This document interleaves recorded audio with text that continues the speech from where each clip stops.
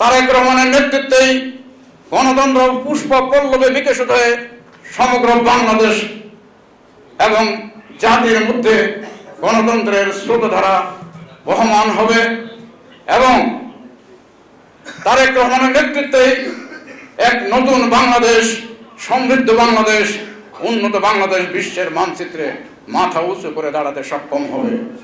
মাহে রমজান বাংলাদেশের মাটিতে এমন এক সময় এসে উপস্থিত হয়েছে, আপনাদের এই মহতী অনুষ্ঠান এমন এক সময় এসে উপস্থিত, এই মহতী অনুষ্ঠান এমন এক সময় আপনারা আয়োজন করেছেন যখন বাংলাদেশের রাজনীতিতে এক পট পরিবর্তনের মধ্য দিয়ে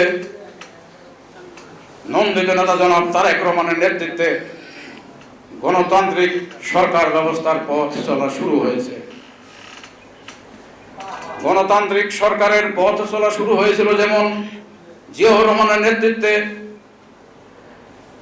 মুজিববাদী দুঃশাসনের অবসানের পর জিয়াউর রহমানের নেতৃত্বে যখন বহুদলীয় শাসন ব্যবস্থা শুরু হয়েছিল, সেই গণতন্ত্রের পথ চলা মাঝে মধ্যেই দুষ্কৃতিকারীরা, আধিপত্য সাম্রাজ্যবাদের অপশক্তিরা ছুড়েঘাত করে গণতন্ত্রের পথকে রুদ্ধ করে দিয়েছিল। 1982 সালে 24 মার্চ তৎকালীন এরশাদ সেনাবাহিনীর থেকে রাজনীতির মাঠে এসে সামরিক শাসন জারি করে এই দেশকে স্বৈরাচারী শাসন চালিয়েছিল দীর্ঘ 9 বছর। দেশনেত্রী বেগম খালেদা জিয়ার নেতৃত্বে বাংলার আপামর জনতা দীর্ঘ 9 বছর সংগ্রাম করে স্বৈর শাসন মুক্ত করেছিল এবং 1991 সালের 27 ফেব্রুয়ারি জাতীয় নির্বাচনের মধ্য দিয়ে একক সংখ্যাগরিষ্ঠ আসন পেয়ে বিএনপি সংসদীয় সরকার ব্যবস্থা কায়েম করেছিল। এই দেশ ছিল রাষ্ট্রপতি শাসিত সরকার। সেদিন দেশনেত্রী বেগম খালেদা জিয়া গণতন্ত্রকে প্রাতিষ্ঠানিকভাবে রূপ দেওয়ার জন্য, মানুষকে গণতান্ত্রিক অধিকার ভোগ করার সুবিধার্থে, জনগণকে তাদের ন্যায্য অধিকার ফিরিয়ে দেওয়ার জন্য রাষ্ট্রপতি শাসিত ব্যবস্থার পরিবর্তে সংসদীয় শাসন ব্যবস্থার প্রবর্তন করেছিলেন। সেদিন শুরু হয়েছিল আবার নতুন যাত্রায় দেশনেত্রী বেগম খালেদা জিয়ার নেতৃত্বে গণতন্ত্রের নতুন অভিযাত্রা। সেই অভিযাত্রা বেশি দিন স্থায়ী হতে পারেনি। আবারও গণতন্ত্রের পৃষ্ঠে ছুরিকাঘাত করা হয়েছিল অপশক্তির দ্বারা। আজ আবার নতুন গণতান্ত্রিক সরকার প্রতিষ্ঠিত হয়েছিল।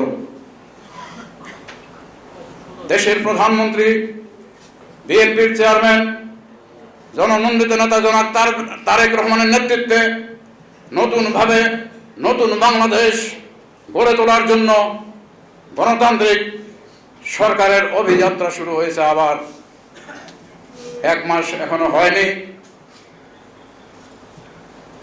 নির্বাচনী ওয়াদার মধ্যে জনাব তারেক রহমান যে প্রতিশ্রুতি দিয়েছিলেন জনগণের জন্য, ফ্যামিলি কার্ডের মাধ্যমে জনগণের সেবা প্রদান করবেন। নির্বাচনের আমরা যারা ভোট দিয়েছি, আঙ্গুলের কালির দাগ এখনো মুছে যায়নি। এরই মধ্যে নন্দিত নেতা তারেক রহমান ফ্যামিলি কার্ডের সূচনা করেছিলেন, সূচনা করে মানুষের কাছে প্রতিশ্রুতি রক্ষা করেছেন।